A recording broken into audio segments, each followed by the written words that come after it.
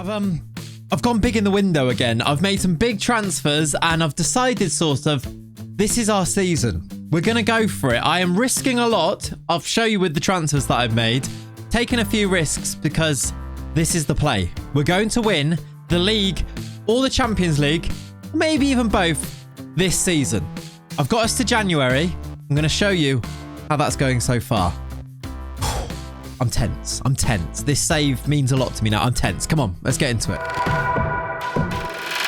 Hello and welcome back to the DOF Almeria save, episode number 19 today. And it's a save where we were left heartbroken last season. We just missed out on the league. If I show you by last season's league table here, look, we just missed out by a point to Real Madrid. We almost did the miracle final day by beating Barcelona, but they won their game against Mallorca and we missed out. We also missed out on the Champions League by losing in the semi-final when our team just had a complete breakdown, to be honest. And we had 2 red cards, losing to our former team, Spurs. It was all very heartbreaking, but you guys made me.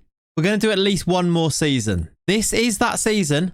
And as you can see from the screen, it's now the 1st of January, 2034. It means we are halfway through our 8th season at Almeria. It's taking a while. And let me show you how we've been doing so far in this save, just to recap things, because I think the storyline is important. Our time at Almeria has seen us finish 6th, 4th, 3rd, 4th, 2nd. Is it 8th season or is it 7th season? Because I don't know if this one actually counts. It might be 7th season because we moved in this one. So 7th season this year, 6th, 4th, 3rd, 4th, and then 2 2nd places all year. We did win the Spanish Cup last year, and I've got us to January this year. As you would have guessed from the thumbnail, and as you heard me mention earlier on in the intro, I have spent big in the summer transfer window, and I have hopefully set us up to challenge on all fronts again this year. Let me show you that transfer business before I show you where we've ended up being in the table as we move into January.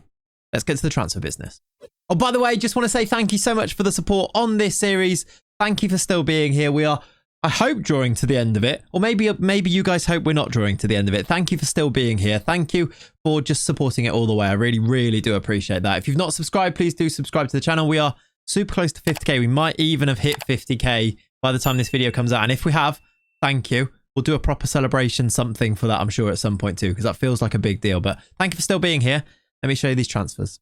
All right, I want to start here because this is actually last season's transfers, but I sold a couple of players before the tick-over date, before it moved through officially into our current season that we're in right now. And as you can see, there's quite a lot of money in the sales and the transfers out here. The biggest one, of course, was the £180 million sale of Chavez Carretero, but we know all about this one.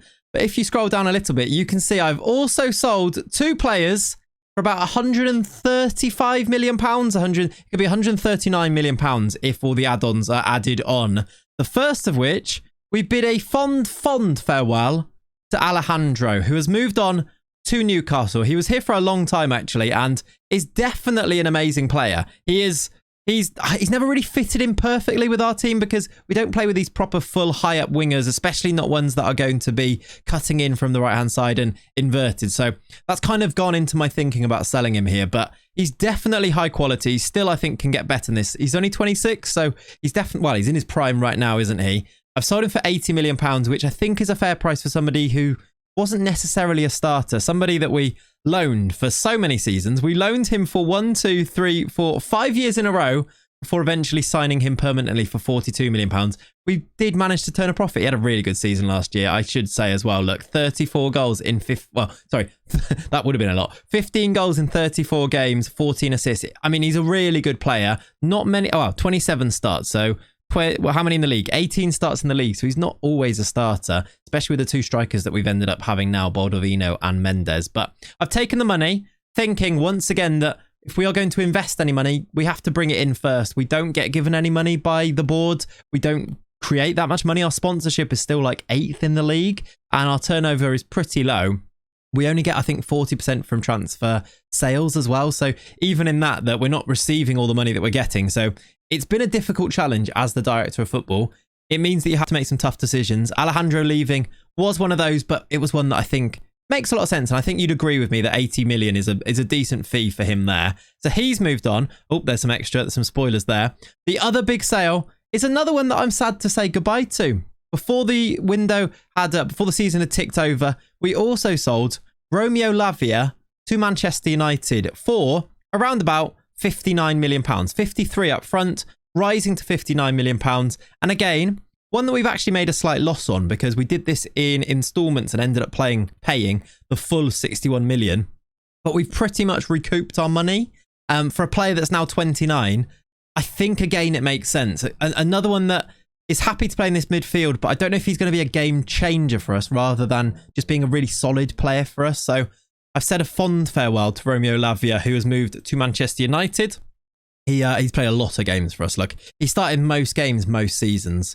So it is another sad farewell, but getting about £53 million through the door meant that we could go and spend in this window. Not massively, because if we only got 40%, I couldn't go and get multiple players, but I knew that I wanted a midfielder to come in and be an improvement on Lavia. We've sold one sub player in Alejandro. Lavia was the one starter that I sold, as well as a few others that left the club here. Look, I wanted to go and sign one player though, and I did spend big on him. It was Thiago Souza, who was brought in from Bayer Leverkusen for £103 million. He's a central midfielder, as you might have guessed from what I just said. Here he is. This is him. Welcome to the club, Thiago Souza, 24 years old, pretty elite, world-class midfielder. He's going to lead our midfield alongside Cesar Pamplona, and I'm hoping, just by looking at him, you can kind of see why I've spent the money on him. I absolutely adore these physicals. For a central midfielder to have physicals that are basically wingers physicals, 17 acceleration, 17 pace, 18 stamina, 19 balance. He's going to be so good on the ball. His passing is superb. His technique is superb, and he can tackle. And he's got the work rate. He's got the vision. He's got the, like, he's pretty complete. The finishing being low is a bit disappointing, but it is what it is. And he's not much of a leader, and he's not too aggressive. But other than that, I guess he's not massive, which is something I look for as well. Other than that, this is a very well-rounded midfielder who is, I think, and I'm pretty sure of it actually, just from the start that he's made, going to improve us. Hopefully take us to that next level. Can you see why I talked about these transfer dealings being a bit of a risk? Because we've sold some players that are going to be important. As another one just to add to that as well, we'll get to this one. And I've kind of made our squad a lot smaller, but just hoping that the quality is higher. Which again, it's always a risk, isn't it? We're banking on not having too many injuries and banking on those players performing, but it's a risk that I thought we had to take, bringing in Souza to being funded by those sales. Another sale was Gustavo, who was a bit of a weird centre-back. I didn't love like some of his attributes in here, but he has developed. I didn't love the fact that he couldn't really head the ball and he wasn't particularly tall. But and again, also his passing was quite low at 12 and is off the ball. So I didn't love him as a defender. Again, 9 aggression as well. But he's definitely one that is going to get better. He's now valued at £101 million. You can see why I signed him. But I think we can do better. And I think we have got better already with Diallo as the big signing last summer. So I've sold Gustavo for £33 million. He was on loan at Stuttgart the last season, and then we sent him to Union Berlin before that. He did play a little bit for us in his first 2 seasons, but we've made a profit on him. So he's another one that's gone, as well as selling a youngster in Abiola who came through the youth intake, loan in Hedwig Koch. Just hadn't really developed that much and wasn't really close to the team. He's a great prospect still, but he's now 22, so I don't know how much better than this he's going to get. We've given him some time by loaning him out anyway. Unai Martinez was a youngster loaned out, and Lucas Garcia we signed as a youngster too, who's also been loaned out. That's the business. The squad, I'll show you.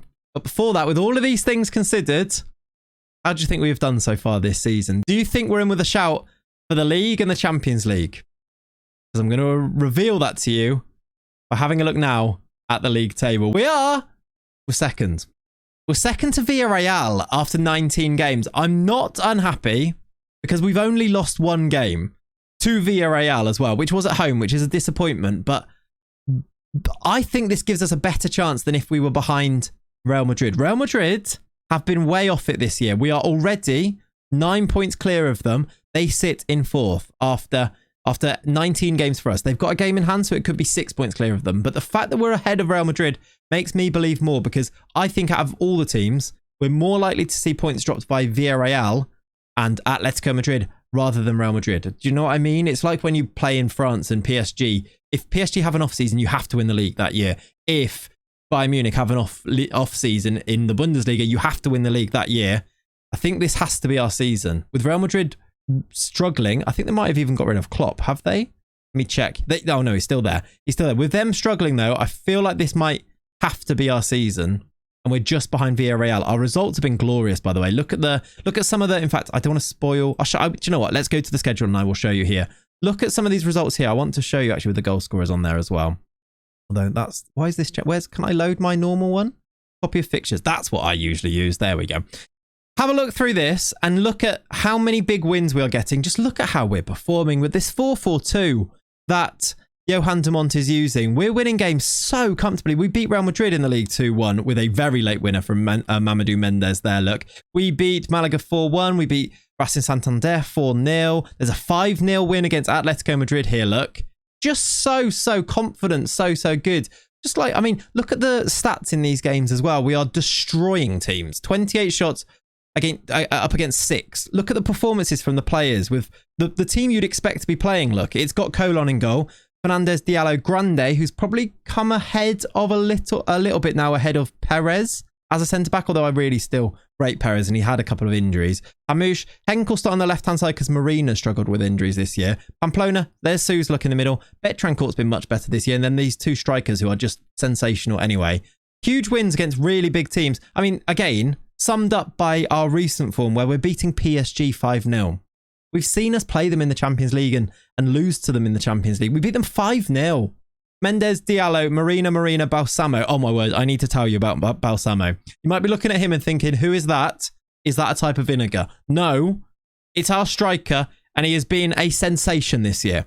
I don't know why or how, but this guy, who's currently unhappy with us, has scored 15 goals in 16 games.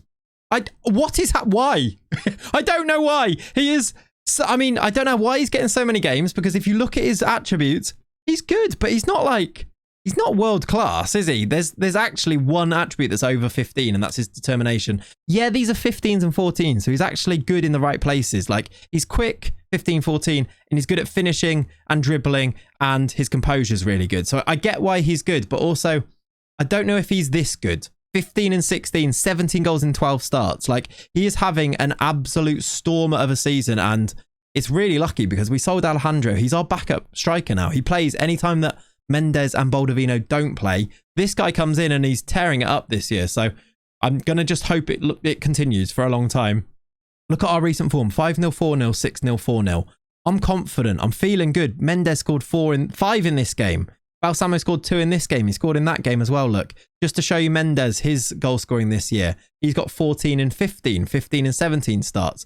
Just to show you as well, Baldovino, I'm sure I don't have to scroll up too much to find a goal from him. He's got 12 and 17, 14 and 21. We are free scoring and we're doing okay. The league phase of the Champions League is nearly done and we're doing absolutely fine in this as well. We're third, look. We've already qualified for at least the playoffs, but we should go through straight to the proper knockouts as well because we're third in the league there. I think there's a couple of games left in this one. 1, 2, 3, maybe 4. We're not in that. Oh no, I think it is 2 games. Yeah, 2 Champions League phase games, and then we go through from there. We've got the Spanish Cup coming up. We've got the Super Cup coming up. But we're in this situation here. Let me just show you the squad, and that will help us as well with that one. And here's I just wanted to show you on the tactics screen as well. Look, if I just load in, if I quick pick the pick without restrictions, if I just pick the best 11 here, this is probably going to be something like what Johan de Mont will pick. If we just look at the performance or the appearances here, one change that I've noticed that he does usually make is that Hamouche plays at left back, and you can see here just 9 starts for Luis Perez, definitely fallen down the pecking order. I don't really understand why his value's so low. It must, I can only guess it's because his physicals are quite terrible. But looking at his coach's ability rating and his star ratings and everything, and the fact that he's got a long contract for another 2 years, and I mean we can even I think we can maybe extend that when it gets closer to it. I think he's got an extension clause in there. I don't know if you can actually tell that. Yeah, we've got an optional 3 years on that as well. So I don't know why his value is so low. He's not, I guess he's not a massive wage, but still 60k. Weird. Anyway, just an aside there. He's got really low value, which we are finding with a few players, but some of them still have massive values. Like Baldovino's now is right up there at 82. Look at Mamadou Mendes is still up at like 99. Either way, that's just something for later on, I'm sure, if we continue from this season, I suppose. This is the team, though. Colon's played all of our games. We're looking at how many games so far? 19 in the league. So Anything above that, you're thinking they're playing pretty much every game. You got Fernandez. Diallo has got 7 goals. He's still scoring lots of headers, but I guess that's a little bit less than last year, but it's still quite a lot. He scored 4 in his debut, so it's not quite that, is it? Was it 4? I think it was 4 goals from a centre-back. I said it and thought that doesn't sound right, but he definitely did, didn't he? We've got Nesta Grande, Amin Hamouche, and then we've got Betrancourt, who I said has been better. Really good average ratings from him, look. Pamplona has got 4 goals, 1 assist. Souza has got 9 assists, look. Just the 1 goal, but his average ratings have been good, 7.12, although he's falling off a little bit. I think he's been a bit tired, actually. Marina, last 5 games, brilliant, although he has struggled with injuries this year. If we look at his injury history, this year, 2033, look, he's already had 6 injuries heading into... I guess that's earlier in 2023, but this season from about here onwards, look, 3 big-ish injuries where it's been, it's a bit annoying. This one here he's currently got is a twisted knee, so he shouldn't be out for too long, but yeah, he's definitely struggled a little bit. It means that Jan Henkel has been coming in as his deputy on this left-hand side. He can definitely play there, and I don't mind him as a left midfielder, 22-year-old German, so I think that's okay. And then, yeah, just moving through, Baldovino's got those 14 goals. Mendes has got 15. I still can't believe our top goal scorer is Mattia Balsamo, though, with 17. It's outrageous. Just did want to show you, before we finish up today, the stats from all of our players. I think it's really interesting. I'm just going to leave it, I think, on here just to show you the results, because I think this just tells you the entire story. If I just make this... There we go. I want you to see the goal scorers on there, because it's an unbelievable season so far, but we're still not top. I've got high hopes. Still in the Champions League, still in the title race. This is still the season that we do it. Let me know in the comments down below if you believe in us. I've got a feeling. I'm seeing the fact that we've scored how many goals here? That is 19 goals without reply in the last 4 games. I believe. Let me know if you believe. Right, I believe. That shows me that you got to the end of the video as well. Thank you so much for watching today. It's just been an update one. Next video will be the end of this season. There will be live comms. There will be drama. Hopefully it will be glorious. I'll see you then. Thanks for watching today. Have a lovely rest of your day. Bye-bye.